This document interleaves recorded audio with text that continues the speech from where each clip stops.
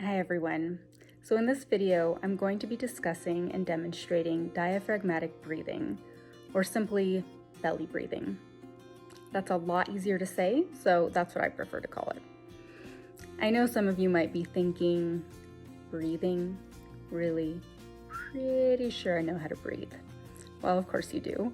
But what many of us might not realize is that there are a lot of different factors that can alter and compromise our state of breathing. For instance, anxiety can make us breathe more rapidly or even hold our breath altogether, like I'm sort of doing right now. But in both instances, we're restricting airflow needed to maintain homeostasis within our bodies. And the concept of deep belly breathing to achieve homeostasis has a long history in Eastern medicine, as well as other Eastern practices. In fact, deep belly breathing is typically at the core of yoga, tai chi, and pretty much all other mindfulness meditation practices. The reason is that deep belly breathing helps us to enter into a deeper state of relaxation. It helps to lower our heart rate, lower our blood pressure, and it helps lower the stress hormone cortisol. It's also been found to help with sleeplessness, helps lower anxiety and depression, as well as PTSD, all of which can have a detrimental effect on our bodies. So, okay, now that we know how beneficial belly breathing can be, why don't we give it a try?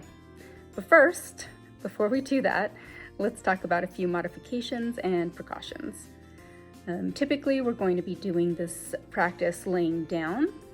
We can add a pillow under our heads or under our knees to help support. But if for some reason laying down just doesn't work for you or isn't comfortable, you can also do this practice sitting upright in a chair with both feet flat on the ground. If at any point you start to feel dizzy, lightheaded, or just uncomfortable for any reason, you should discontinue the practice and contact your healthcare provider. It's worth noting that this type of breathing can feel a bit awkward at first. We tend to typically breathe through our chests rather than our diaphragm, but as you continue this practice, it'll eventually become a lot more natural feeling. All right, let's give it a try. Okay, so I've got a pillow for my knees and also one for my head just for a little extra support. You're gonna lay flat on your back. One hand's gonna be on your abdomen, right under your rib cage. The other's gonna go on your chest. You're gonna breathe in through your nose, into your belly, into your diaphragm rather than your chest. Your hand that's on your belly should rise while the one on your chest should remain basically still. You might want to pause for a moment at the extent of your inhale. And then as you exhale, you're going to exhale through pursed lips. So like that. Some people like to make a sound as they're doing that too. That's fine. And you're going to want to tighten and squeeze your abdomen right at the end of your exhale, really just to make sure that you've expressed all of the air from your abdomen. You can do this for about 3 to 5 times.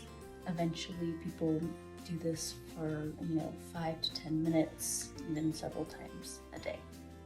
All right.